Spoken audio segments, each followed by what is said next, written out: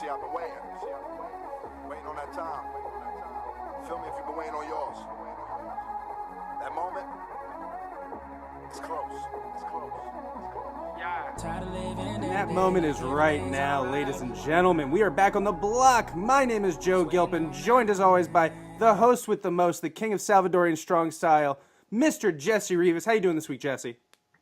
Doing fantastic. I'm happy to be living in the Washington, D.C. area at the same time that a Washington, D.C. franchise just wins the biggest prize of them all.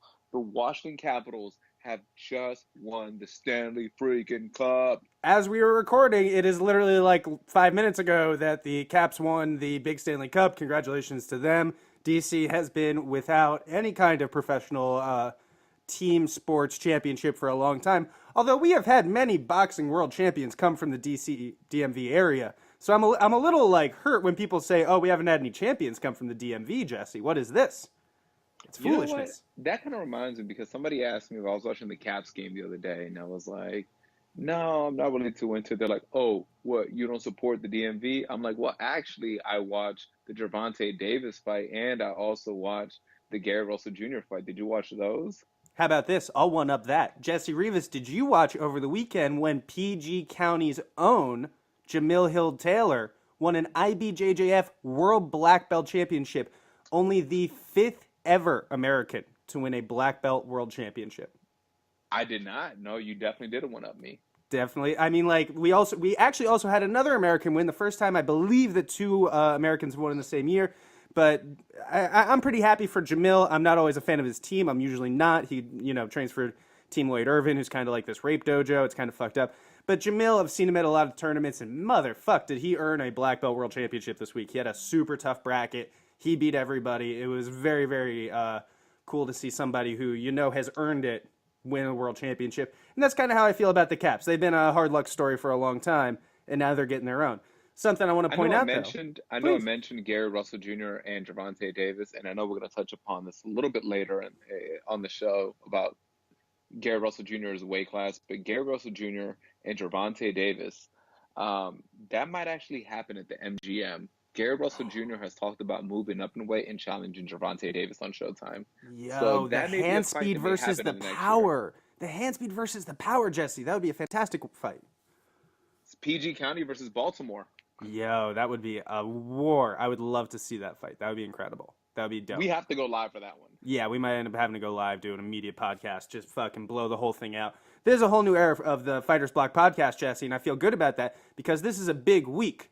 We have a lot of things going on. We have a lot of irons in the fire. We have a lot of deals we are trying to get made. Unfortunately, there is big deals that look like they're falling through in boxing. Am I wrong?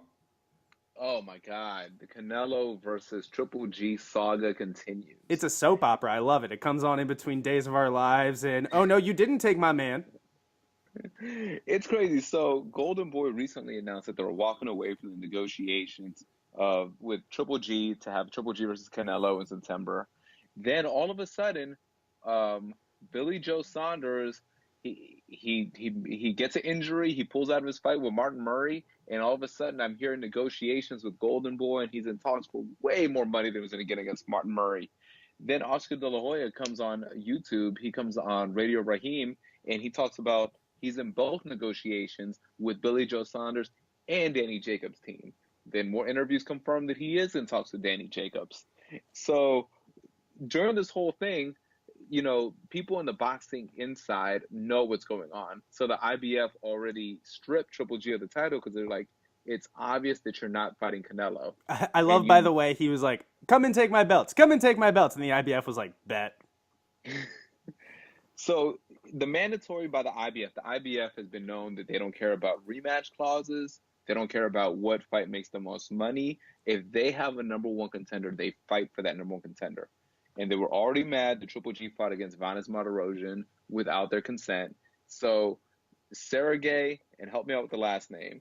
Derevyanchenko is the number one contender and is now going to defend against either Danny Jacobs or Jermell Charlo to earn that belt that was stripped from Triple G. By the way, what a tough weight class. This might be my favorite weight. 160 might be the money weight of this entire. I know everybody loves welterweight. 160 is so fucking good right now because you think about how good everybody is, like the Triple Gs and, Canelo, obviously, Danny Jacobs, Charlo, and then we have guys like Billy Joe Saunders coming in. Billy Joe Saunders can hang and beat a lot of these dudes. This is an incredible thing. IBF strips him. Has this been Triple G just getting a little like over his skis? Has he been a greedy boy? Because I know going into the rematch, he was looking for a 50-50 split on the purse. And for the first fight, they were talking 65-35, but a 35% cut of a Canelo fight is still probably the biggest money Triple G has ever made and can make right now. And so when he was asking 50-50, everybody thought that was a little bit greedy in terms of what he's actually bringing to this fight in terms of recognition and eyeballs. And so has he just talked himself out of a good fight here? I think he talked himself out of a belt, because the rumor that I'm hearing is he wanted 50-50. Golden Boy wanted 35-65. But now now that the belt's gone, I hear his team's negotiating 40-60 because they have one less belt to bring to the table. I think it should have always been 40-60 because it's all leverage, right? He's trying to get leverage. He's going to argue for 50-50. Hey, we can move it to 40-60, but it's better than the 65-35 he was getting. Or maybe, hey, we can move back to the 65-35, but I want this for drug testing, or I want, this special clause in the contract. It's all negotiations, but Triple G's team never seems to have enough flexibility to move off of whatever they ask up front. I'm not sure they actually are playing this, big ask up front and move it back kind of game. And I think he's going to talk himself out of a lot of fucking money because Canelo is the best style matchup for him here. He doesn't want to fight Charlo. Danny Jacobs is a tough motherfucking fight. He said it himself. The easiest guy for him to beat in this elite level is probably Canelo. Fucked up. And to be honest, like I know, all right, so the options for Canelo are Triple G, Billy Joe Saunders, or Danny Jacobs. I don't favor Canelo in any of those fights. Me either. I've said it before. He might be the 5th or 6th best guy in the world at this weight. It's unbelievable. I hope this Sergey Derevchenko guy is good because his route to the title isn't easy either. He either has to fight Charlo, Danny Jacobs, or Triple G. I don't envy that position. You better be a beast if you're this guy. No, but I think it does set up a good storyline for later when Triple G wants to come back for that IBF belt. You know what I mean? Because he's either going to, I never lost the belt, I was stripped wrongfully, whatever, just say it. And then he gets to enter into a big, tough fight with Danny Jacobs or Jermell Charlo. So I think there is breathing room for him there in that it's going to pump up a fight later on, so it's not a total loss. But he needs to get to the table. He needs to make this fight happen. Because if Canelo doesn't make this fight happen, and if Triple G don't make this fight happen, if their people can't get something working, I think it's going to be a black mark on both of them. People are going to be pissed. And for people wondering about dream fights in the middleweight division, I heard the only fight currently that's impossible to make is Billy Joe Saunders, Danny Jacobs. It's damn near impossible to make. Okay, so the one I wanted to see the least of all of them is okay, that's totally fine. That's totally fine. I was afraid you're going to be like, yeah, man, Canelo versus Charlo just can't happen, or, Triple G Charlo is not going to work. No, okay, fucking, I can't see a hobo fight a Instagram dad. Fuck it. Billy Joe Saunders, did he have a real injury, Jesse?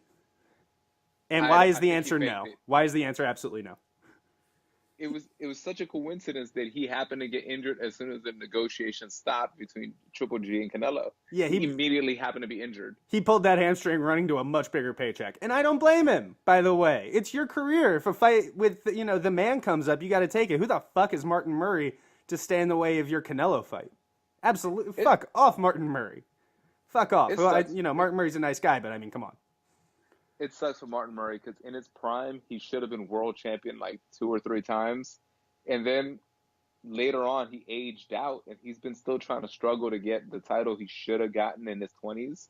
But his time has passed. He's a guy who was on the wrong side of close decisions.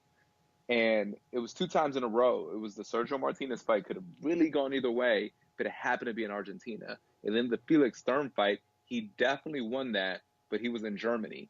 So in both situations, he should have been world champion about 8 years ago. Oh, man. Please finish. And this was going to be his big payday, his final title shot before he retired against Billy Joe Saunders. He was returning to the middleweight division, and he was going to end his career on a high note. But more But money then came he got along. a bigger fight. Sorry, Martin. Yeah. One or two more things before then. Jesse, did you hear about this UFC weigh-in news? No, I didn't. So the UFC is going to move back to afternoon weigh-ins, or at least they want to. Fantastic. Oh my God, it's time, right? So they moved like a year-ish ago to early weigh-ins in the morning, like between 10 and 12. And then they'll bring you back at 4 o'clock for a ceremonial weigh-in, even though when you step on the scale that second time, they're not really weighing you. You can weigh whatever you want. Whatever you weighed in the morning is your official weight. What they're finding is that because people are having to like wake up really early and cut a lot of weight early in the morning, everybody's just missing weight. The rate of not making it on the scale doubled, fucking doubled. And so they're just pulling back on it. They're saying we're going back to the afternoon weigh-ins. Good move? I think it's fantastic. I don't know why they moved it in the first place. Why do you think MMA fighters miss weight so much more than anybody else? Because boxers don't really miss weight. You know, well, especially for big fights, they never miss weight. And then in jiu-jitsu and wrestling, they never miss weight. MMA is like the one sport that has this as a big problem. Do you have any idea why? I don't have an idea. Maybe because it's new, but you said jiu-jitsu is not an issue, so I really don't know why. It's got to be just this weird cultural thing people aren't told. I also think that the lack of weight classes fucks people up. Because boxing has way more weight classes. I mean, you go from 155 pounds to 180 pounds, and you only have one weight class in the middle of that. There's a lot of people that fall into that, and so people, when they decide to move weights, they have to do these enormous changes to their body, where it's 15 pounds that you're moving up instead of boxing, where it's maybe 7 or 8. Maybe a little more as you get higher in weight. 5 less when you get low. So I think that's just a big problem. I'm happy they're moving back to the later weigh-ins. I think it's going to end up with more and more people making weight. Hopefully so. Jesse, we're only going to touch on this fight for a couple of seconds because it happened this weekend and it was only a couple of seconds long. Marlon Moraes up in UFC Utica in the main event. He picks up a early 30-second knockout win over Jimmie Rivera. Rivera was riding a 10-year, 20-fight win streak. It ends in 30 seconds. This fight you could watch on Instagram. Any thoughts about Marlon Moraes? He's coming off back-to-back early knockout head kicks. Is this guy ready for the Dominic Cruzes and TJ Dillashaw's of the world? Oh, he definitely put himself in that position. And, it's funny when a fighter makes his UFC debut. I've heard this numerous times where they say, oh, they weren't ready for the UFC lights. He had mentioned that. He's one of those guys who said he wasn't ready for the UFC's level of attention, the level of media, the level of everything. And he didn't perform well at the beginning.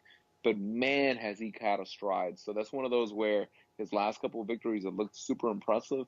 And I think 100% he puts himself at the very elite of the weight class. Do you remember the first time you got on stage and there was really bright lights for that show? Yes. It really does fuck with you, right? It really does, Yeah. like bright enough where you can't see the audience. And so you're just up there talking, trying to be really present. And you hear people laughing, but it's not the same, right? Yes. It's got, it really does fuck with people, man. If you're not ready for that kind of big adrenaline kind of situation, if you're not ready for all these little changes, all these little emotional touchstones, it can fuck with you big time. Big time, big time. Jesse, we have a hell of a week of fighting. Jesus, we have 12 amazing fights to break down. I'm excited to dive right into it. Where do you want to start, MMA or boxing? I say we start with boxing. I say we start with the fight that you have been hyping up for so long. Jesse, please tell me about Terrance Crawford, the number 2 pound-for-pound boxer on almost every list. He is taking on Jeff Horn. Tell me about this fight. I am super excited about this fight. Jeff Horn is a national hero, a national icon. They actually take off of school, the children in Australia, for Jeff Horn Day. Jeff Horn Day is a huge day in Australia, and he is a darling over there. He's 30 years old. He comes from a background that no boxer I know has ever come from. He comes from an upper middle class upbringing in Australia, which already doesn't produce world champions.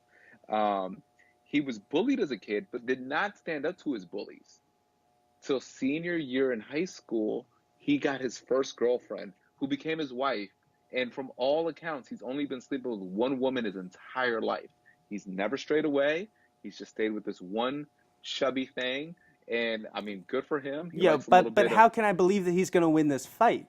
Right? Like, if you only you need the confidence, brother. I need to see this. You've only been with one woman. And you're supposed to go out there against Terrance Crawford. No, I need you slaying bitches by the dozens, my guy. If I'm going to trust you to take on Terrance Bud Crawford, what are you doing? This man Do you know rolls. how... Have you seen the people that Terrance Crawford rolls with? All of them. Old, ugly, can't get their dicks hard. He's fucking all the bitches they come across. Jeff Horn's been with this one woman. What are you doing? You need to up those numbers. Those are rookie numbers. Get them up. Sorry, I cut you off. So Jeff Horn's been with this girl for like 13 years. He's only 30 years old. Why is this our fight breakdown? Why is this always what we look to But immediately? this is why he became a fighter, because he used to get bullied so badly, and then he finally got a girlfriend, and he couldn't bear in the back of his mind somebody bullying him in front of his girlfriend. He didn't want to feel weak now that he had a woman to take care of. So he walks into this karate mansion. There's this multi-millionaire karate guy in Australia who has this giant mansion that looks like a landmark. It looks like a city landmark. It's huge. It has like dolphins in the front, and he's like this uber rich guy. And then he tells this karate instructor he wants to box. So the karate instructor tells him, "You give me 4 years, and I'll take you to the Olympics." This 4 is, more by the way, years? this is just Australian Foxcatcher. This is just that movie Foxcatcher in Australia. But it's from And then Australia and not America, so there's no guns in it. So there's a happy ending. So he's like, "I'll give you 4 more years, and I make you a world champion." So they interviewed people from the Australian boxing community, and they're like, "We've never heard of the guy." There were promoters that were like, "Yeah, we've been in boxing our entire life. We've never heard of Jeff Horn's trainer." And then they step in there. He's got a karate pair of pants on, and he's like training him. And he gets him to the Olympics. He comes in 4th place, which is a big deal in Australia because they don't win gold medals in boxing.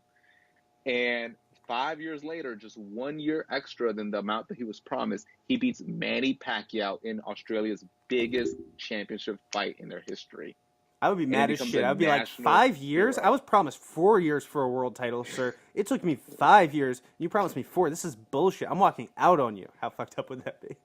And now he's going to have his first fight outside of Australia. So can you doubt the man? Can you doubt the Mr. Miyagi of Australia? Can you doubt him when he promised you something and he promises a stoppage in this fight of the number 1 or 2 pound-for-pound fight in the world, Terrance Bud Crawford?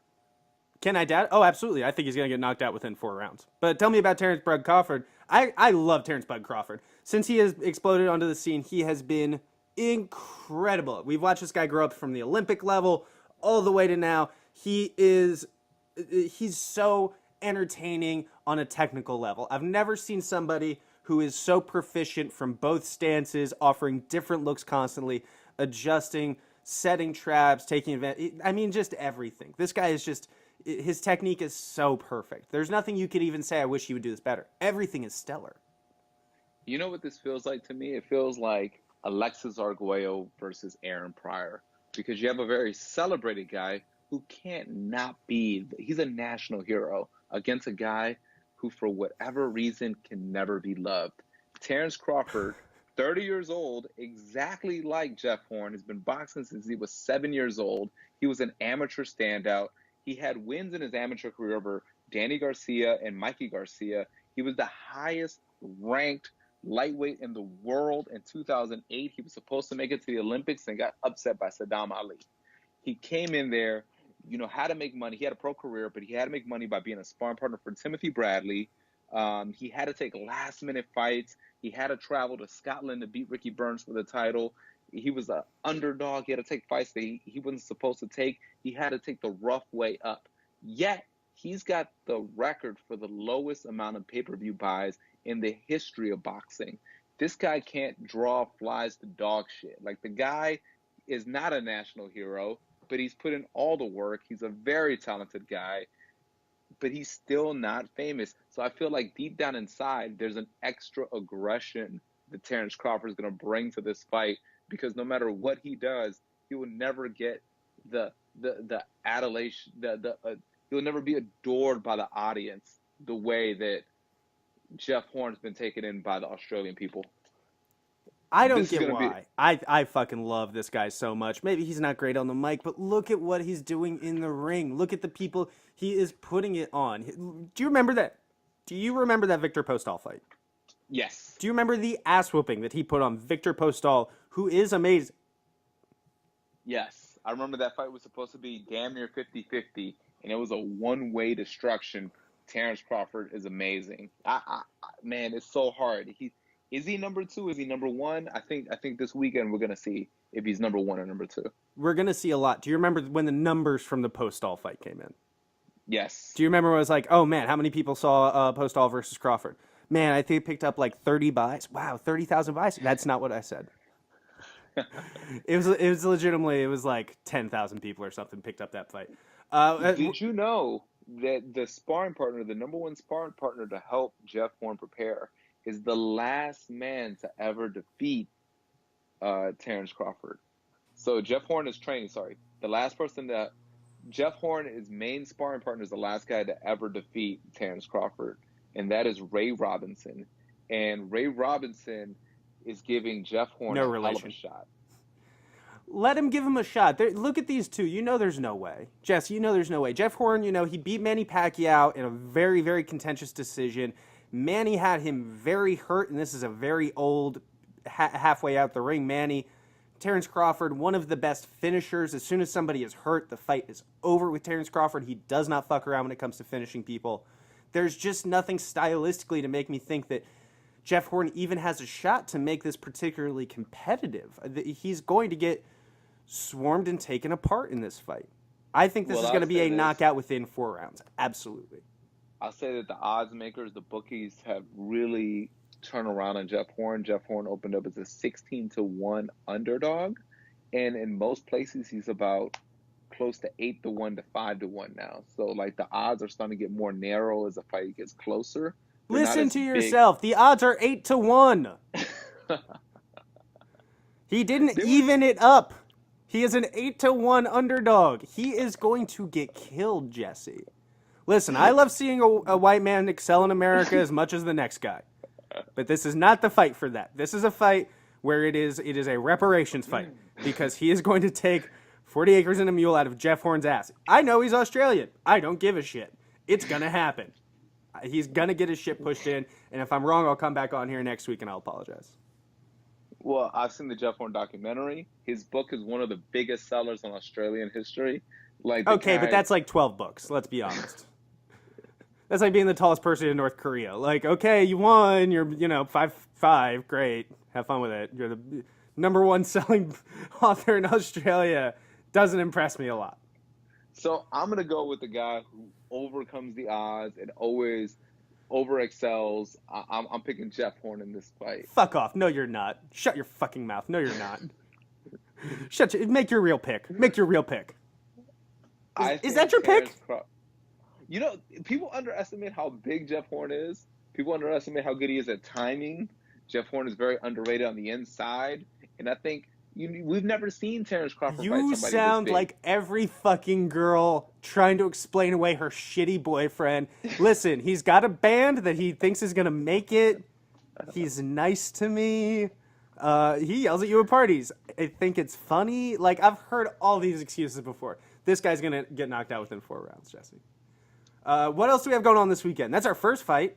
Let's keep this action moving. We have a big, exciting rematch in this next fight. We have Leo Santa Cruz taking on Abner Mares.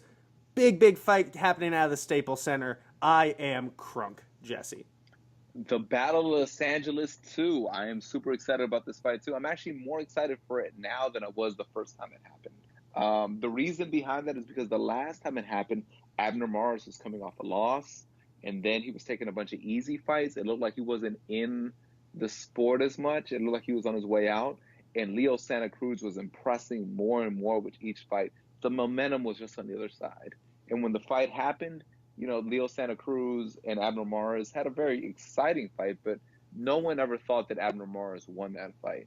Since then, Abner Mares changed his training camp. He changed everything about himself, the way he boxed. He went back to basics, and he pulled an upset against Jesus Cuellar and a fantastic performance. Since then, also, we saw Leo Santa Cruz look vulnerable and have to make the proper adjustments to avenge his loss to Carl Frampton. I think we're getting better versions of each one, and I think we're getting hungrier versions of each one. And I am super excited about this fight. How do you view this fight? I think this fight is going to be maybe the fight of the weekend. I think there's going to be a lot of action. I don't know if I've seen enough from Abner to show me that he's ready to step up and he's made that improvement from the first fight to beat Santa Cruz, but I'm really looking forward to a really fun fight. These are both two of the best guys in this division. They both want to rep their home cities. I love Leo Santa Cruz's story. I think he's a really interesting guy in this sport. I think that his grit, I think that his combination work and his speed is really something to see. And I think that this fight is the right fight to make for this time. It's the right fight to make for a guy like Leo Santa Cruz, who's coming off a very fun two-fight series with Carl Frampton. And if he keeps putting together exciting fights, he's going to make himself a very hot commodity in a very short amount of time. I still remember when I first found out about Leo Santa Cruz. Very interesting guy. I sometimes misunderstand boxers' actions because I don't know their personal lives. For example, with Robert the Ghost Guerrero, he took this big layoff during his prime, and I thought that when he was supposed to be fighting for world titles, he was just slacking off and, just taking a paycheck and, just partying. Well, his wife had cancer, so he took some time off to take care of his wife. I didn't know that. I misjudged him. Leo Santa Cruz, when he wasn't getting any opportunities for world titles and he wasn't necessarily getting that much media attention, this dude boxed an average of 4 times a year, sometimes 5 or 6. The guy was constantly on Showtime. He was constantly on ESPN. It was almost, and because he has a mullet, you always remember that guy with the mullet who's fighting. And I went from making fun of his mullet to that dude could fight. And I didn't know that the reason he was fighting so frequently is because his father had cancer and he had to pay for medical bills. The guy, by doing that, excelled himself and put himself in situations where he was getting world title fights and last-minute opportunities against bigger names. It's a very interesting story of how Leo Santa Cruz was made. So what happened, he lived in the hood. And there was a drive-by when his mom was brushing his teeth. In the middle of brushing his teeth as a kid, the bullet barely missed his mom's head and hit the mirror. And he, from that point on, wanted to be in a position where he could protect his mother. And that's when he took up boxing, because he wanted to be able to protect his mother and protect his family. And if those stories don't melt your heart, I don't know how you don't root for Leo Santa Cruz. What if just to keep him motivated? By the way, this is the second time we've had somebody I need to learn how to defend somebody. May as well learn how to box. You're not going to outbox a gun. I'm not sure exactly what the thought there is. It's a nice story. It definitely is. But there is oh man, there's a drive-by shooting. Grab the gloves. It doesn't quite fit together. I would love if they just had his mom ringside with a really sketchy guy next to her. He keeps in between rounds lifting up his shirt to show that he's got a gun tucked into his waistband. Just you need to keep your mom is not safe right now. You need to keep boxing.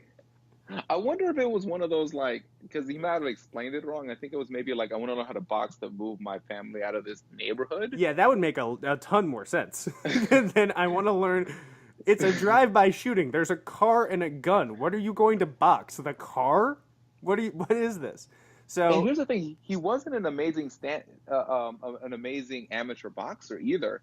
He actually didn't even believe he belonged to be a world championship boxer until he was Abner Mares' sparring partner. What? You just M-nighted everybody. Yeah, he was Abner Mares' sparring partner early on, and that's what kind of set his career on this much higher path. Am I wrong?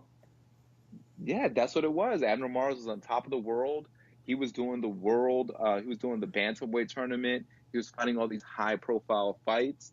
I mean, he beat Anselmo Moreno in his prime. That dude was outboxing everyone. And Mares, he was the underdog. He was moving up in weight to fight him, and he beat him. We forget sometimes that Abner Mares, he could brawl, but when he wants to box his brains out, you forget that he was an amazing amateur boxer, and he had world amateur titles. So Leo Santa Cruz was a sparring partner, and he said, when I knew that I could push Abner Mares to the limit, I could be world champion. And now here we are, Abner Mares, Leo Santa Cruz 2. comes full circle. How do you see this one going? Okay, Leo Santa Cruz negative 500, Abner Mares plus 350. Those are the odds in Vegas. I think that Abner Mares' best chance to win this fight is being able to get inside early and often. I would think that Leo Santa Cruz is the rangier fighter, if I'm remembering correctly. Leo, same thing as last time. I would be super, super surprised to see Abner Mares. Not super surprised. That's disrespectful. I fully expect Leo Santa Cruz to walk out winning an 8-4-ish kind of decision that's very, very fun. And Abner Mares is going to keep coming. This guy is a tough, tough motherfucker with good technique. He's going to come the whole time, but Leo Santa Cruz just a little bit more polished, very confident. He's in his prime riding high, and I think he's going to be able to pick up the decision after this fight. I would say the exact same thing, but the Jesus Cuellar fight changed my outlook on Mares.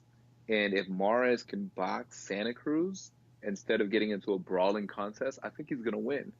I think the reason he lost the brawling contest is because the reach was so much where you don't brawl on the inside in somebody else's range.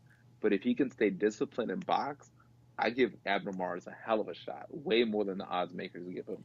I go Abner Mares. You know, in that way, it being in the Staples Center actually does favor Santa Cruz. Because Abner is going to be, you know, it's tough not to, when you're in the middle of the goddamn Staples Center, the Battle of L.A., as it's being billed, it's tough not to get caught up in that sometimes. So I think that would actually play a little bit to Leo Santa Cruz, the turf. Interesting. So you're going with the upset. I think the champion is going to stay in the picture. But also on the good undercard, Jermell Charlo staying busy. This is not Jermell, who's a weight class up, who is the, I believe, WBO champion. Don't quote me on that. He is taking WBC. on... There you go. He is taking on Austin Trout for the WBC Junior Middleweight Championship. Jermell and Jermell Charlo are quickly becoming two of the bigger personalities in the sport, and I think that's a great thing. Austin Trout, on the other hand, kind of looking like he is starting this slide out the door. What do you think is going on here? What do you see? I was very surprised to find out that Austin Trout's only 32 years old. Well, he's been in wars. He has a lot of miles. Those are city miles on Austin Trout. I mean, I forget that it was 2004 when he was the best amateur boxer, best amateur middleweight in the world. He was a runner-up in the Olympics. The guy's had a fantastic career. He was one of the most underrated champions at junior middleweight, beating Miguel Cotto, being one of the first guys to ever beat Miguel Cotto in Madison Square Garden during Puerto Rican Day Parade. He had a great career, very close fight with Canelo, but he just hasn't had. You know, that Canelo fight was the first time a lot of people started to see the narrative of Vegas being very nice to Canelo. I feel like started in a lot of ways because of that Austin Trout fight. I mean, he had a great fight against Charlo. Let's not forget that when he fought Jermall Charlo, the audience booed the decision because they thought Austin Trout won. Very interesting point. I was going to bring that up. Also, weirdly, the Charlos do fight a little differently. Jermell is a little bit more technical than his brother, and I think that's where Austin took advantage. So this fight isn't quite the carbon copy you might expect. I think people need to be careful looking too much into that, but it does mean that Austin Trout has a little bit more here than people might assume. And let's not forget that he was winning the Hurd fight before getting stopped. Man, that's every Hurd fight, though. You know what I mean? Every Hurd fight has to have like some weird bullshit in the middle of it that makes it incredibly exciting because it's Jarrett Hurd, and that's just who he is. By the way, another DMV world champion that people need to recognize. I think this might be Trout's last hurrah. If he wins this, he becomes champion. If he loses, this might be his last title shot because I don't see a position where he can get a title shot again. I think this is it. I think you're absolutely right. I think he would probably have to tell you the same thing if he was being honest. So maybe that's going to, propel him a little bit in this fight. I think the odds makers have it plus 575 for Austin, negative 950 for Jermell. I think that's a little generous to Jermell. I think that's too much of a split. I think that's too wide. I think that needs to be narrowed down a little bit. So if you're, a betting man, a betting woman, Austin Trout, you can, there's good value in a plus 575 Austin Trout, I feel. Although I do think Jermell is going to win. You did touch upon what makes Jermell different than Jermall. And a lot does. Number one, they train in different camps. So, for example, Jermall Charlo trains with Erislandy Lara in the camp on that side of Texas. Jermell trains with Errol Spence Jr. and also is big on dancing. He's a big break dancer, and he trains with his very good friend, a fan of his, Chris Brown, the R&B singer. The guy who beats the shit out of women? Huge fan of Jermell. Do you think that Chris Brown teaches him how to dance, and then Charlo teaches Chris Brown how to beat the shit out of people? It's like a gift exchange? I bet that's what happens. There's no way that you could be a fan of boxing. That you could be like, hey, I'm a fan of your boxing, and you're not thinking in the back of your head, did you use any of my combinations on Rihanna? Like, there's no way you don't think that. Did you dig to the body on Rihanna? Be honest. It's so ridiculous, right? That Chris Brown teaches him dancing. I kind of want to see it just to see kind of how it matches up for his footwork. Have I ever shown you the video of Mackenzie Dern dancing? No, you haven't. I'm going to send you that video. You're welcome. She's like, it's like some weird like chair dancing like class. You know what I mean? Like people have those classes where they go to lose weight, but it's really just like stripper pole dancing. It's kind of like that with just this chair, and it's like overly sexual. It is very turned. Well, she's like the opposite of Holly Holm. It's unbelievable. Well, I mean, so Jermell Charlo trains with Chris Brown. He trains with Errol Spence Jr. Do you see the kind of people that he relates with that I don't feel like I can't see Jermell Charlo hanging out with Chris Brown learning how to dance? Can you see hashtag Lions Only doing something like that? Oh, absolutely not. Jermell is, I feel like because he grew up with Jermell being the older one, or not the older one, the bigger one rather, and the bigger personality, I feel like Jermell is okay being around big personalities like his brother. Whereas Jermell is like, no, I'm the only motherfucker in here that people are laughing at. Nobody else laughs at nobody else's jokes around me. You understand? I'm the only one dancing in this bitch. I'm the only one doing anything. I kind of feel like he's a little bit more like that. So I kind love of get that character. The next Rocky has to have fake Charlos. Like, they have to. Oh, these weird, like, boisterous twin brothers? Yeah, it's unbelievable. They're perfect. How do you see this fight going? You got to go Charlo. Yeah, right? I think if people argue who the better one is, I think this is the better Charlo, personally. Really? I would go the other one. This would not be my first pick. Yeah, I would go Jermell. If I had to pick one, that's who I would go with. And that's what I feel like we're watching here. We're watching the guy who had a close fight with Jermell fight against Jermell, and this beat the clock challenge will really answer who is the better Charlo.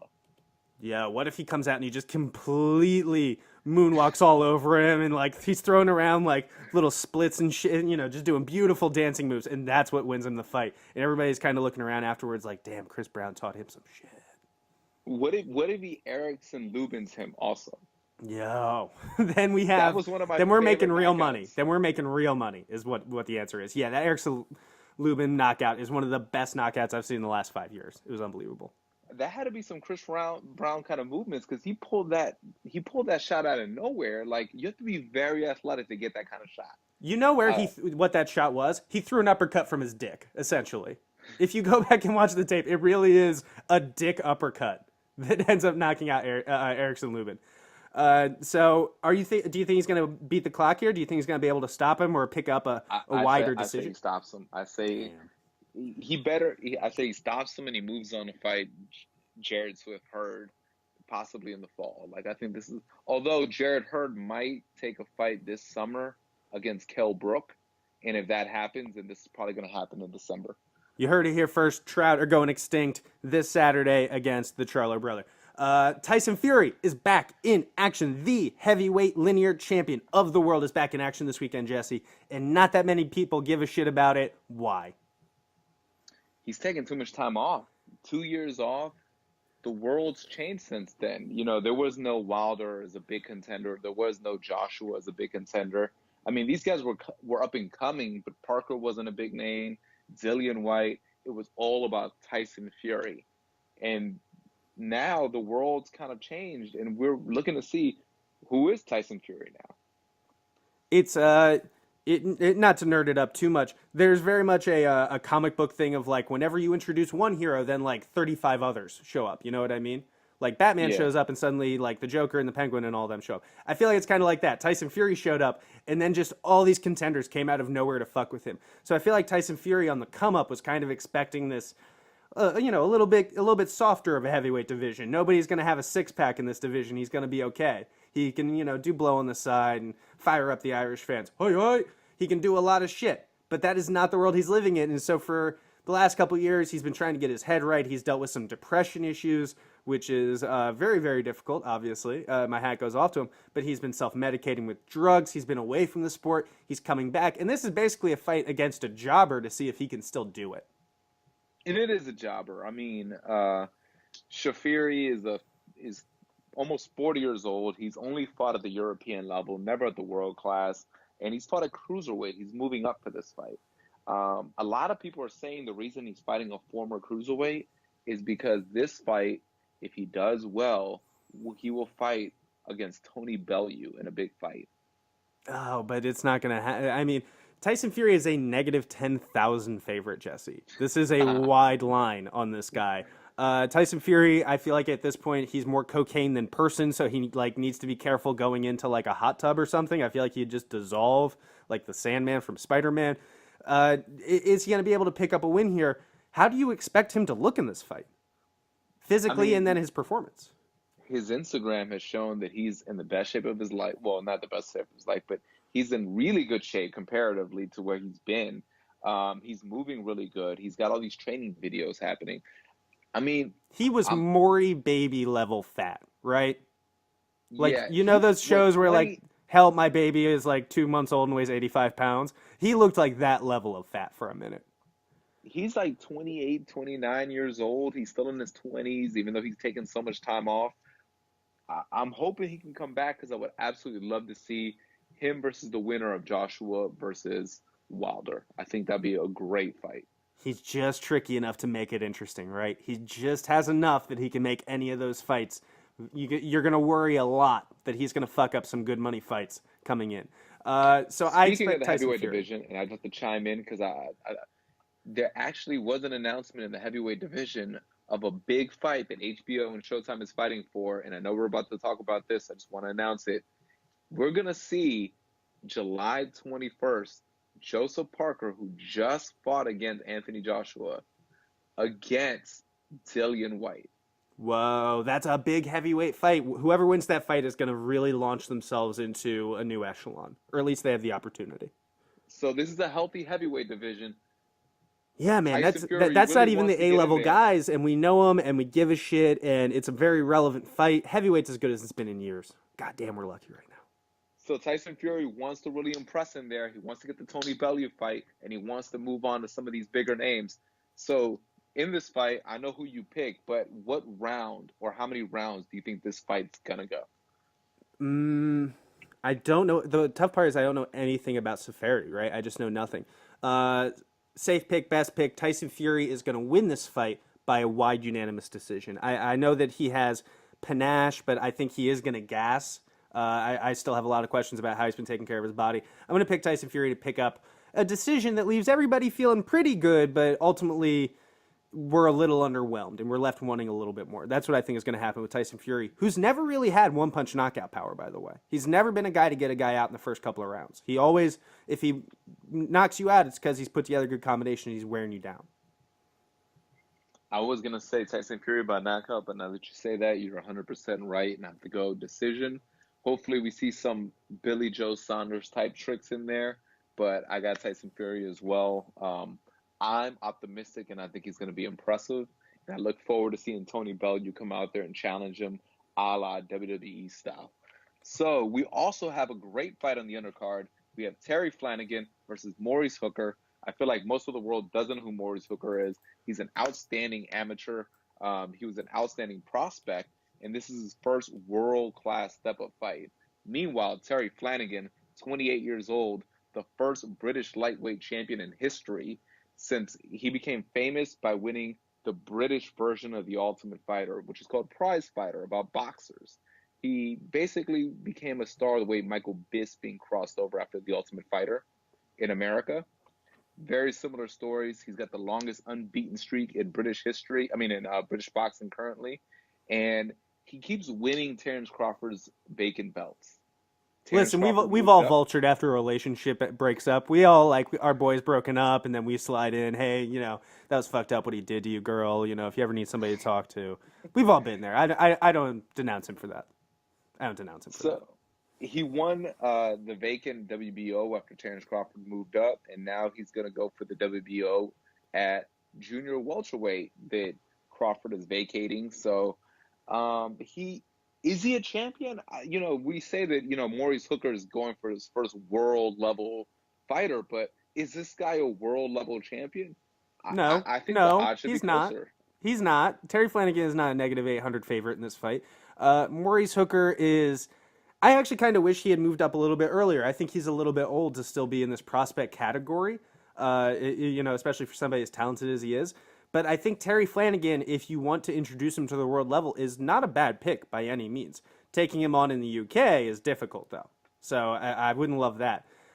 Flanagan is decent bottom of top 10, but even if he picks up these belts, it's going to be really tough for him to find any breathing room in the elite of this division. So if you're going to knock off anybody for a belt as Maurice Hooker, I think this is the fight you want to make. 140 pounds, I'm really tempted to call the upset. I am going to call the upset. I think Maurice Hooker picks up a decision in this fight, Jesse. Well, we are just not agreeing in this one. I think it's going to be a close fight. I mean, I give Maurice Hooker a way better shot of winning than the odds makers have it. But I still think at the end, I think Terry Flanagan's going to win this. But man, if Hooker wins, I'm not surprised. There you go. Do you have anything else for boxing for the week, Jesse? Nope, that's it. But we have a fantastic MMA card. Do you want to lead us off with that one? I do. We have had fights that we have been looking for so long. There are big money fights happening in MMA. It just got bought out by, big ESPN deal. People are, really having a chance to make stupid good money. Visibility is rising and rising and rising. The sport is in an exciting moment. And leading that charge, obviously, is one Phil CM Punk Brooks. I'm excited for his fight this weekend.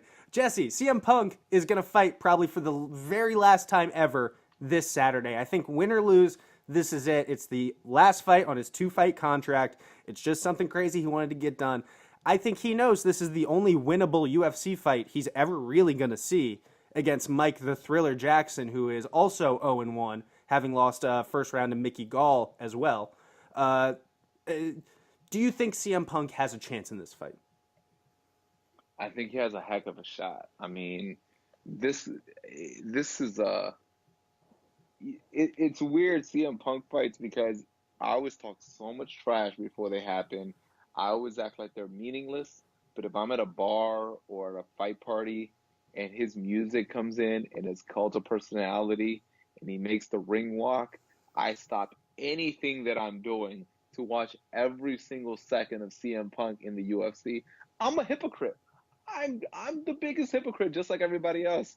And in this fight, I want to hate on CM Punk, but I am rooting for him to win.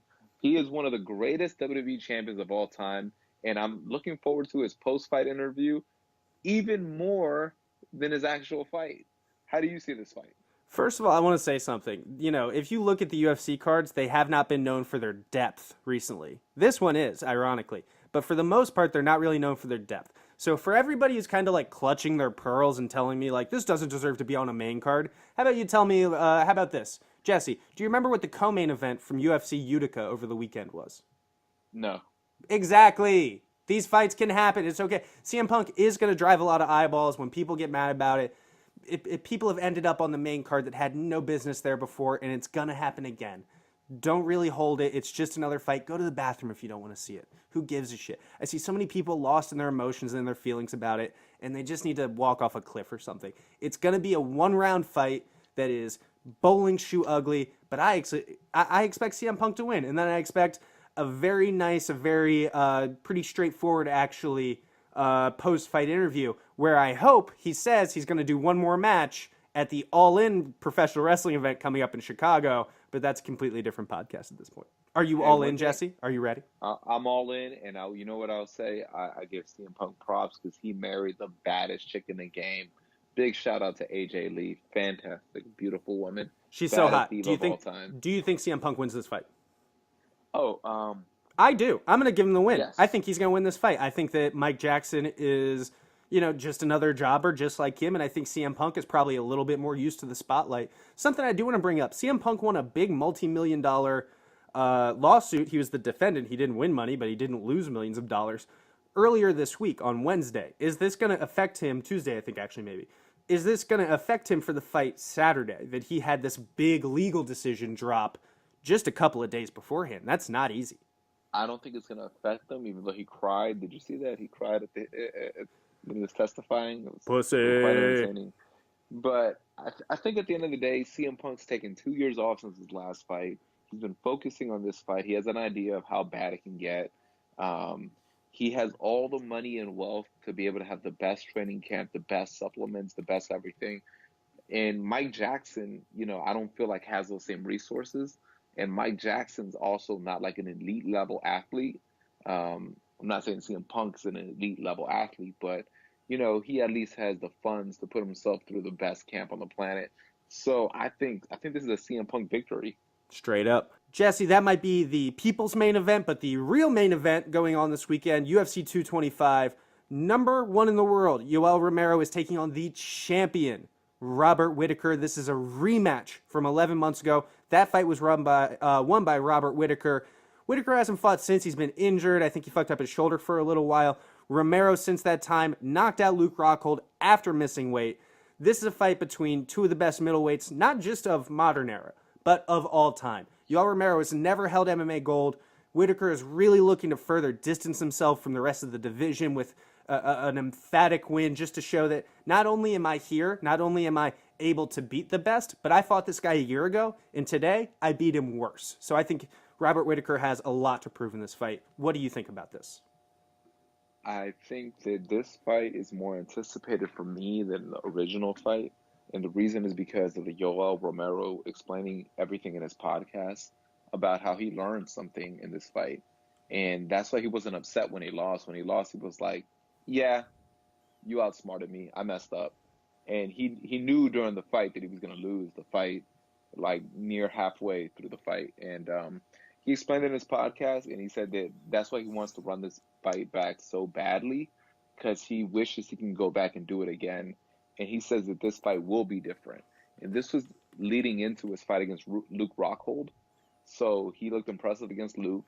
And now he's coming into this fight against Whittaker. And I'm interested to see what kind of adjustments he was trying to hint that he was going to make in his training camp to better prepare him for this fight. So I'm looking forward to it. And I'm hoping that Yoel Romero wins the title, because I feel like it'll be a shame if he ends his career without ever winning UFC gold. How do you see this fight? Any gold. He's never held any championship in mixed martial arts. I think that Whittaker has looked better and better as he's acclimated to middleweight from coming up from welterweight. And then just you can see his confidence growing every single time. The guy who fought Uriah Hall and Derek Brunson is not the same guy who's fighting the Jacares and the Romeros of the world. His confidence is only improving and increasing. Something else that I like, he's worked a lot on his wrestling, to the point that he was actually the representative for New Zealand at the Commonwealth Wrestling Games. He's legitimately wrestling on the world level. Now, Romero has a lot more of a wrestling pedigree, certainly, but the fact that Whittaker can compete on the world level in wrestling, and he's a striker, he's only getting more and more impressive as time goes on. And the level of knowledge and experience you have to cancel out another wrestler, you don't have to be as good a wrestler as them to not get taken down. You just have to be a little bit smart about your defense.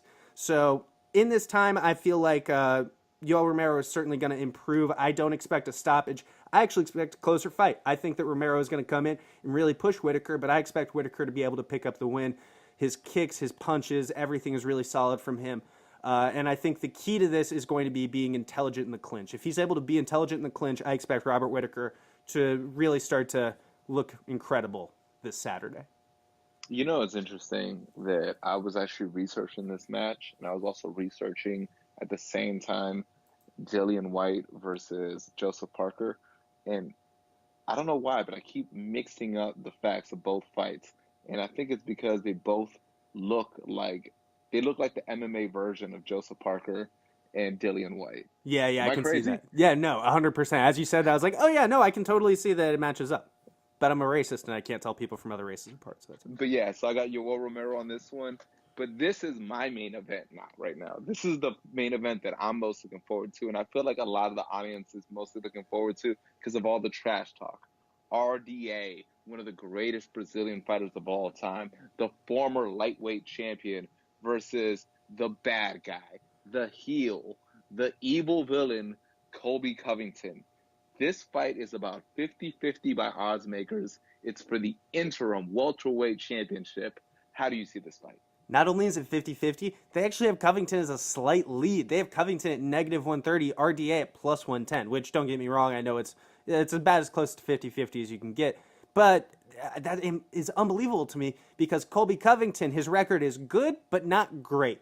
The only big win that he has is a beating of an aging Damian Maia, and even then, the first 2 rounds were a lot closer than I think people remember. It was just a mauling in that 3rd round when Damian really opened up and blew his gas tank and tried to empty and do anything in the fight that you really saw Covington take him apart. So I think this is actually a really big jump in competition for Colby Covington. He just hasn't faced as many tough people as RDA. I will say he's never been taken down in his MMA career. He has always taken his opponent down at least once, I believe. But RDA is an incredible all-around fighter, one of the most athletic guys. He's looked incredible. He came up to welterweight. He's 3-0 since then.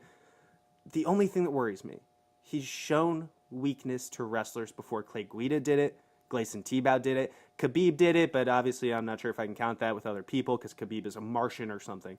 So there are interesting stylistic matchups, but I think people are undervaluing the step up in competition that Colby Covington is making. What do you see about this fight that interests you? Is it just the trash talk? How good is Colby Covington's trash talk, by the way? Is he legitimately a good trash talker, or are we just in a time where we don't have good trash talk, so anybody even trying it is a trash talk master? It went from bad to good. I mean, the guy has really embraced this, the hashtag, what is it? Villain. Toxic masculinity. Oh, yeah. The hashtag, beating up nerds. He's doing videos with porn stars.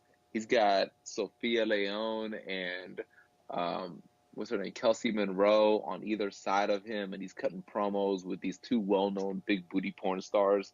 Like, what were those names again, real quick? Just run those names back one more time. Sophia Leone and Kelsey Monroe. Dope. Okay, thank you. Absolutely watch those girls. They're fantastic, especially Kelsey Monroe is one of the Jesse, we're breaking down a fight, Jesse. She might be the #1 big booty white girl porn star out right now. Like, if you had a vote, she's in the short list of 3. The fuck you say? Interesting. Highly recommend her. And I think that if you are not watching the UFC on Saturday, please look Kelsey Monroe on Pornhub and look her up on UJizz. Yeah, if your ass could not get invited to a fight party, stay home, beat off nonstop, or beat off while watching this fight. I don't care. Beat off however you want. I'm not a cop. Covington to win so badly because we need a guy like him in the sport. I love the fact that he wants to smack Joe Rogan and he wants to smack John Jones and he's talking trash. He's putting the headlines out there. I mean, the guy's been good for a while, and I didn't care up until he started talking trash. He's on Impact Wrestling. Is he? No Yes. shit. I guess that makes sense. The Impact Wrestling people have a really good relationship with ATT. I also think it's interesting that this is not the first time Dos Anjos has faced an ATT fighter. I know that Robbie Lawler trains out of there, and I believe Neil Magny has even spent time at ATT. So the coaches there have certainly watched a lot of tape on Dos Anjos before. I know when I say that RDA has beaten a teammate of his, that might sound like a positive thing for RDA. Not necessarily, because that means the coaches, Dan Lambert and those guys, have gotten eyes on RDA and have gone through this process before one time against him. That can actually be a big, big advantage for Colby Covington coming into this fight. Correct me if I'm wrong, but doesn't Tyron Woodley train out of that camp as well? Straight up. So how would Tyron Woodley and Colby Covington in a unification fight, wouldn't that cause friction in the gym? Yes, but keep in mind, Tyron knocked out Robbie for the belt. They've figured this out before. They've had guys go through this situation before. And I also think that Tyron is starting to kind of move to his own situation with Dean Thomas and the like. So he's kind of more insulated than you might imagine. He's not really doing the group classes at the end of the night. So I don't think it would be a big deal. How do you see the fight going? Who do you think is going to win? You want Covington to win. Do you think Covington is going to win? Man, it's one of those delayed gratification things. If Covington wins, amazing. It'd be great. He moves on, and eventually he'll be a villain. They'll be defeated in the future. If RDA wins, Covington is pissed off the Brazilian audience. He called them animals. He disrespected their country. Even his own teammates were against him. He offended so many legends, and RDA has always been so humble. He's always been able to hold it. And even when Conor McGregor was talking trash to him, he came out and he was still like the face, the good guy. And if this ultimate good guy, former world champion, first ballot Hall of Famer, can defeat this bad guy, it kind of reminds me of when Chavez got over when he beat Roger Mayweather. There you go. Roger Mayweather was the Mexicutioner. He talked all this trash against Mexicans, and this first ballot Hall of Famer defeated him and just crossed over. This could be the crossover fight for Dos Anjos. And, now explaining it, I kind of hope he wins for the Brazilian people. It'll be a great fight. I think that RDA has had problems with wrestlers before, but he has also spent a lot of time tightening that up. I just like his level more in this fight. I think that Colby Covington's striking is very rudimentary. I think that his entries to his takedowns are very standard. That's not necessarily a bad thing, but there's not a ton of flash to him. He's jabbing and shooting, or he is throwing a hook, trying to clinch and pushing you to the cage. If he wins, it's because he's a little bit bigger, and it's because he's a little bit younger, maybe doesn't have the miles on him. But I think this is a bad style matchup in a lot of ways for Colby Covington. I think he's going to get his legs eaten up with kicks, and I think that RDA is going to put him on the back foot early and often with his power and with his combinations, and I think Covington's going to have a lot of trouble working off that back foot, a place that he has never been in his fighting career to the best of my knowledge. In fact, the only time he's been there in his fighting career on the back foot was his fight against Worley Alves, and that's the only fight that he lost. He ended up very dumbly rushing into a takedown because he got panicked after he got rushed, and he got put in a guillotine and choked out. So I'm going to pick RDA to win this fight by decision. I got RDA too. I want him to cross over and be the Brazilian Chavez. Fuck yeah. I hope at the end of the night he throws a fucking boomerang at him. Speaking of boomerangs, we have an Australian on the card, and we have an amazing segue that I just did. Meghan Anderson, who we're going to call Meghan because we're not weird, is fighting Holly Holm, the preacher's daughter, former champion. Holm has lost 4 of her last 5 since she beat Ronda Rousey. There's a big curse behind that, apparently. Meghan is a very exciting prospect that a lot of people have propped up as somebody who could fight Cyborg and make it interesting in the future. Have you had a chance to watch any Meghan Anderson fights, Jesse? It's okay if not. I just have to brag because I have to say this over and over again. I still remember when Holly Holm beat Ronda Rousey.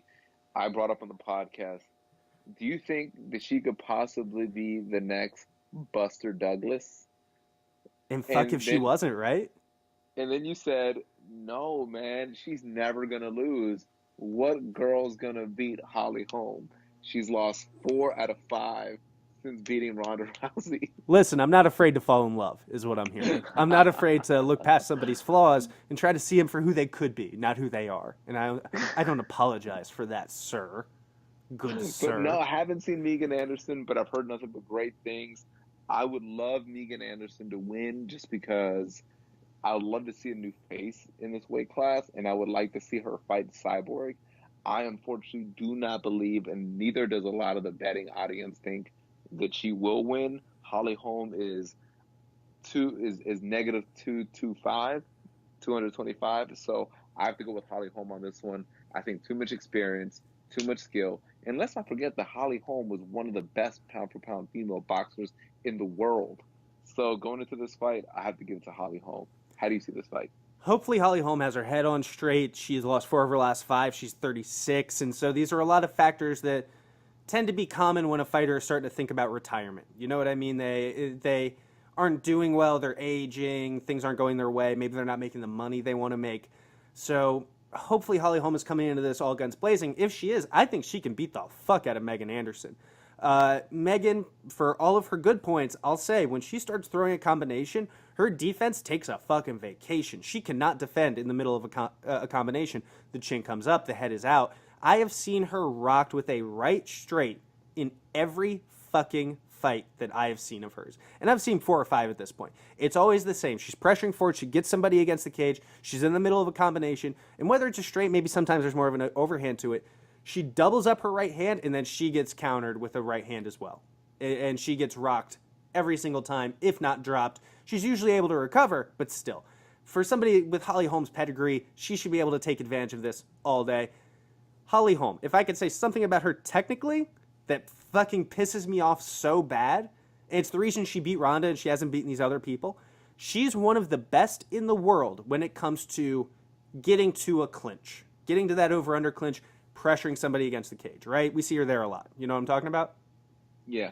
She's the worst I've ever seen at being offensively aggressive from the cage. It's unbelievable. She doesn't do anything. It's little hammer fists and knees to the thighs. And she just sits there. If she was offensively talented from the clinch offense position, I think she would actually be very serious competition for Cyborg, because she was able to get Cyborg to that clinch position all day, but she couldn't fucking do anything with it because she just doesn't have many offensive tools from there that she's ever shown in a fight. So maybe she does that and she makes it a much more even fight than it has to be. If she does that, she's letting Meghan back into the fight where she can, win rounds late and maybe steal a decision. I think if Holly sits back and boxes, she is going to fuck Anderson's life up. And that's my pick. I think that Holly Holm is going to be able to pick up a stoppage somewhere in this fight.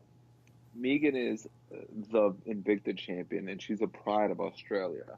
We already talked about Robert Whittaker from Australia, and we also talked about Jeff Horn from Australia. Which champion do you feel is captivating the Australian public the most? Where are the news headlines? Let's say all 3 of them win. Who gets the biggest headlines on Sunday morning? Jeff Horn, absolutely. Jeff Horn with his weird karate instructor. Sounds like a Danny McBride character. Of course it's going to be Jeff Horn who's going to get the big news, especially because Holly Holm, a little bit of a losing streak, and it's just tough for that. If Jeff Horn beats Terrance Crawford, an earthquake will go off in the fighting world. Straight up. Actually, speaking of Australia, this next fighter is from there, and he is a big-time heavyweight prospect, Jesse. The UFC heavyweight division has prospects again, and we're going to get to talk about 2 of them. The UFC has 2 very strong heavyweight prospects taking on 2 established, almost 40-year-old heavyweights that are both becoming more and more susceptible to the knockout. In this one, Tai Tuivasa from Australia is taking on Andrei Arlovski, former UFC heavyweight champion. Andrei's almost 40, but he has a 2-fight win streak. Tuivasa is 7-0, 7 first-round knockouts. Every time he's walked into the cage, he has knocked someone out in the first round, Jesse. How impressive. I've been waiting for a David Tua to appear on MMA, and I think we've seen him. Ty's Mark amazing. Hunt. What are you talking about? Oh, yeah. We had him a decade ago. They're cousins. I forgot about that. Yeah, they literally are at the same barbecues together. They'll show up on Instagram once in a while. That's so weird. Oh, yeah, I forgot about that. Yeah, but Ty Tuivasa, I was really impressed by his last But finally, fight. we could have one that could be a champion, and that's cool. Yeah. So, I'm excited about this. Andrei Arlovski, he hasn't been relevant in quite a bit. I think this is just going to be a fight for Ty to kind of have, a good name under his belt. I look forward to seeing him moving forward, but I don't see much in terms of this fight going to the 2nd or 3rd round. I agree 100%. And if I'm in Tuivasa's camp, I am locking that dude in the gym, and all we're doing is footwork drills, because it's a big part of what he's missing. I think his footwork it's not the worst I've ever seen, certainly, but it can take a lot of improvement. And I think if you are able to improve that at heavyweight, you're going to prevent a lot of problems, because a lot of guys at heavyweight love to just crash into that clinch on a stationary opponent, push him up against the cage, and start to eat away at clock and start to chip away at the body and at the leg. So I think that hopefully he's improved a little bit on his footwork, on his head movement a little bit. I think this is just sniping session for Ty. I think that he's going to be able to take out Arlovski. I would not be mad if this was Arlovski's last fight, Jesse. Me neither. Another person who I wouldn't be mad if there was the last fight, Alistair Overeem versus Curtis Blaydes. I would love to see Curtis Blaydes never fight in the cage again. That was the most boring performance we saw last time. I hope Alistair Overeem knocks him out.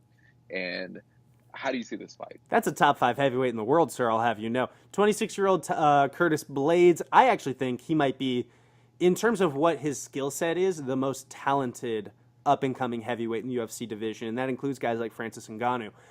His wrestling base is incredible. He has a great chin. He walked through a lot of fire in a unanimous decision win over Mark Hunt, where by the end he had really just overwhelmed Mark Hunt. He wasn't going to pick up the stoppage, but he was just, all over him, pressuring the life out of him, not giving him any hope. Alistair Overeem, he's went 2-2 in his last couple of fights, so he's looking a little chinny. He's been knocked out in the first round, but he's facing elite guys. So the question is, can Curtis Blaydes rise to this level? And when he rises to this level, can he get this fight into the 8-9 minute mark where he can really take over and where he's always taken over against guys? The only loss on his record is a doctor stoppage against Ngannou. Ngannou and him fought a couple of years ago, I think, at this point, and Ngannou was able to pick up a doctor stoppage before you learned that you can just take down Ngannou with like a compliment. It doesn't take a lot to get him on the back. I actually think I'm gonna pick Curtis Blaydes. Give me Curtis Blaydes in this fight. I'm fucking feeling crazy tonight. I'm picking everybody. I think Curtis Blaydes is gonna win a unanimous decision over Alistair Overeem. I think it's gonna be boring as fuck, but I'm still kind of gonna be into it because he's doing it on a very, very tough opponent. Nobody really is able to overwhelm Alistair, so I think if he's able to do this, it's gonna be a strong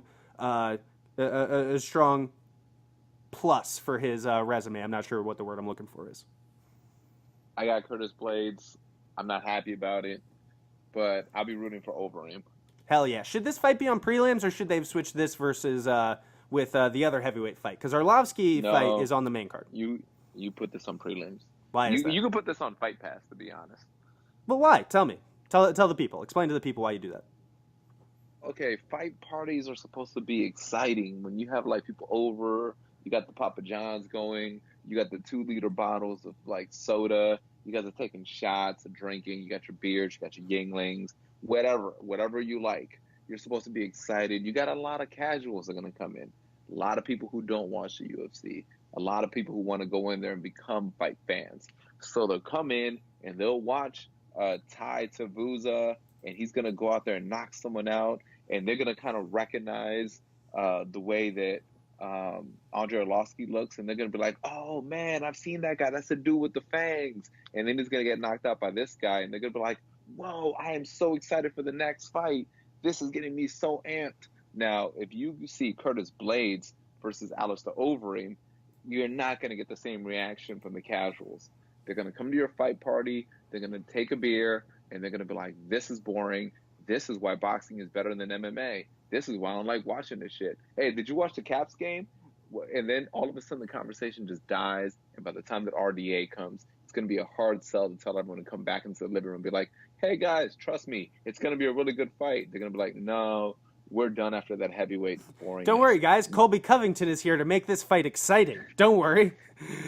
A couple of quick hits here. Pass, you get nerds, and nerds will appreciate what Curtis Blaydes is going to do. And on Fight Pass, you're going to get even nerdier nerds than you would on the prelims. So we can settle for the prelims. The prelims, you'll have something, but yeah, but Overeem makes $800,000 a fight, so they're not going to put him on Fight Pass. That's the only problem. This is an $800,000 contract if he wins.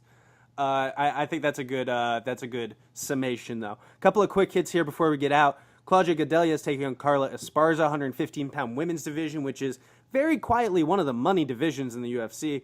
Gadelha has fought for the belt a couple of times. She's always been a really tough fight for Jedrzejczyk. She's 3-3 in her last 6, but she's only lost to the uber elite like Joanna and like Jessica Andrade. Esparza's 3-1 since she lost the belt to Joanna. But there's just nothing exciting about Carla. You know, her striking doesn't really have a lot of pop. Her wrestling doesn't really have a lot of pop. If she's able to come in here and do this on Claudia Gadelha, that's very exciting. But I don't see anything dynamic enough in her game to be able to take over on Claudia Gadelha. Really, her best chance is if Claudia gasses out, which she does have a tendency to do. Well, one thing I said about Carla Esparza is, you know who she beat to win the title? She beat Rose Namajunas. She has that big win under her. So she knows she's beating the champ and she has what it takes. So maybe that drive is pushing her the way that Tyson Fury's drive is getting him seeing Anthony Joshua with his belts. So I'm going to pick Claudia Gadelha on this one because I feel like Carla Esparza hasn't been the same since she lost to Joanna. But you never know. You never know. I'm also going to pick Claudia, but let's see how Carla does. She just hasn't been very active. It's just tough to pick her in this fight. It's tough to see where she has a big advantage because she doesn't even necessarily want to take down Claudia in this fight, but she doesn't have the striking to really make it a wide decision on her feet. Joseph Benavidez, the number 2, the bridesmaid of 125 pounds, because he's always the number 1 contender, but he's never the champion. He is taking on number 5 in the world, Sergio Pettis. Benavidez has been the number 2 guy in this division since the division started, and he hasn't moved anywhere from there. Is Sergio Pettis the right guy to be able to knock him off? Man, I hope so. You've been high on Sergio before, by the way. You've been very high on Sergio Pettis. I'm a big fan of him. I thought he was unfairly judged when he was like 19 fighting grown men. He's only 24 now, and he's like a grizzled veteran. He's had like 10 or 12 UFC fights. He is 24 years old. I'm a fan. I want him to win. I don't think he will. I think this is a bad style matchup. This should be the main event of the prelims. Why is this on Fight Pass? This should have been the co-main event in Utica. How many of these fights could have been... I was going to talk about that at the end. Look at this UFC card. We didn't even talk about Rashad Evans' fight against Anthony Smith on Fight Pass, by the way.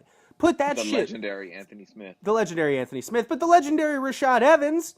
Give me some of that. There's fights all over this card that are really good that are getting no traction. We didn't even talk about Charles Dubronx Oliveira taking on Clay Guida. I think there's a lot of interesting stuff to that fight. That's a great fight. It's a good fight, right? That's going to be a fun-ass fight. There's so many good fights in this one card that when we do malign the UFC, oh, they don't put on interesting cards. They can. They just fucking don't. And we see it with this one. And also, it doesn't make any sense if you're going to bring in CM Punk to bump up numbers. This card was already going to do really good numbers. This card has a lot of star power on it. It's going to do more with Punk, but put him on a card that fucking blows so that you can bump up those numbers without having to, put an $800,000 Alistair Overeem on the prelims. I don't think this is a well-managed card, is all I'm saying. Joseph Benavidez, though, I do expect to be able to take out Sergio Pettis. Pettis is very hittable. Even in that fight with Moraga and his fight with Brandon Moreno, he takes a lot of punches that you would like to see him be able to limit. He does strike quickly, he does have good combination, but he's definitely a work in progress. Joseph Benavidez, big favorite in that fight, I think.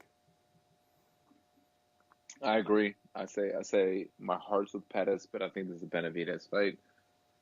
Jesse, what is the fight you are most excited for this weekend? Horn versus Crawford. Straight up, the fight that I am looking forward to the most is Robert Whittaker versus Yoel Romero. I think that's just going to be a really interesting fight of two of the best middleweights to ever exist. I'm really excited. Jesse, do you have anything else for the week? I'll say this. I'll say that's kind of a lie. I'll say that Covington versus RDA might be the fight I'm looking forward to the most. But a sentimental favorite to Jeff Horn's eventual burial by the hands of Terrance Crawford. Jesse, put yourself over. Follow me social media, J Rivas Comedy on Instagram and Twitter, and Jesse Rivas on Facebook. My name is Joe Gilpin. You guys can follow me on Instagram, Joseph M. Gilpin. You can follow me on Twitter at BadTweetus. Please subscribe to the show, like the show everywhere you can find it. For everybody here on The Block, we really appreciate it. And we'll be back next week breaking down all these fights here on The Block.